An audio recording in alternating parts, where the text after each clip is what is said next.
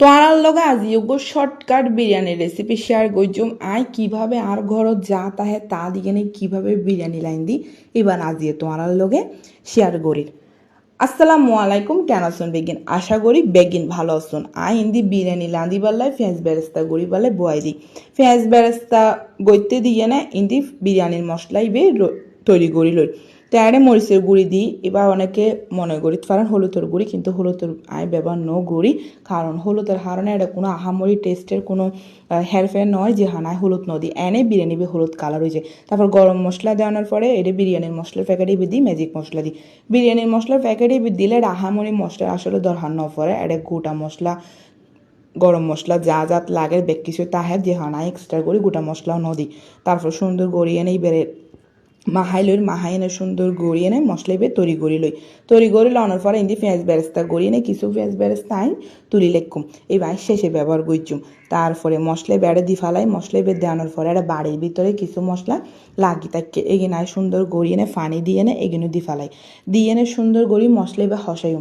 আর মশলা হসানোর ব্যাপারই বে মানে ঘ্রাণ ইবে যে সুন্দর লাগে, যারা বিরিয়ানি পছন্দ করে আর মতো বিরিয়ানি লাভার আছে এ তার মনে খিদে বে আরও বাড়াই দেয়। তারপর ইন্দি গাজর, কাঁচামরিচ আর আলু দি ফালাইম।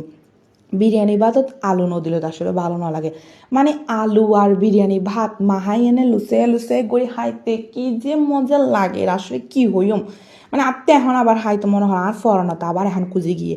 তো যাই হোক, তো দেখি এনে ভিডিওর ভিতরে বয়স দিতে যাই এনে লেস্য আর ফরিজাত দেখবে তো আর আত্মে লেস্য ফরি গেলে ঘরত যা আছে তা দিয়ে এনে সুন্দর করি না তাড়াতাড়ি বিরিয়ানি রান্ধি হাই ফেলাও।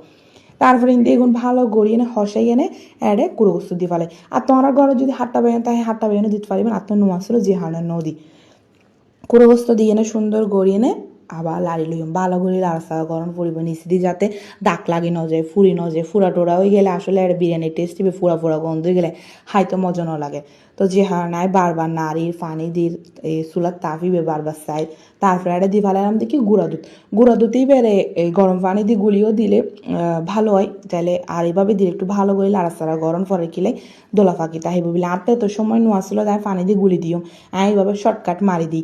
শর্টকাট মারি দেওয়ানোর পরে এবার দি ফেলালাম দেখি সইলিবে যাতে মনে হয় সিদ্ধ চাল দিতে পারিবেন, যাতে মনে হয় ফুলা চাল দিতে পারিবেন। তো আমি একটা সিদ্ধ চাল ব্যবহার করছি, একদম চিকন সিদ্ধ জিবা আসলিবে তোমার তো দেখে ফুলা চাল লাগিতে পারে, কিন্তু আমি আসলে এটা সিদ্ধ চাল ব্যবহার করছি। তারপরে এটা দিয়ে ফেলাম তো ফুলা পাতা না তাহলে নাই ব্যবহার করি, তাহলে ব্যবহার করিবেন না তাহলে স্কিপ করিবেন।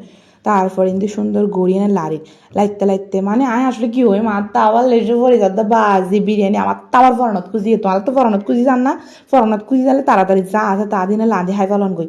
তারপরে একটা গরম পানি জিবা আসতে গরম পানি দিয়ে ফেলেন, অবশ্যই গরম পানি দান ফুরিব, কিন্তু আর ঠান্ডা পানি দিলে টেস্ট কিন্তু কমে যাব। গরম পানি ব্যবহার গড়িয়ে নে সুন্দর গড়িয়ে না এটা আবার তাপের ভিতরে মানে পুরা দাগ লাগি যাব বিলাই আমি তাওয়া ব্যবহার করছো। অন্য চুলার ভিতরে ডেক্সিবে নিয়ে এনে এটা সুন্দর করে এখন তাওয়া বয় দিম, তাওয়ার উপর আনিয়ে আবার ডেক্সিবে বয় দিম। তো অনারাতে জ্বালাতে ফুরি যাব মনে হয় বা তাপ লই এনে চুলার তাপ লই এনে গিয়া লাগে আর মতো এই টিপস ইবেন ফলো করিতে পারিবেন।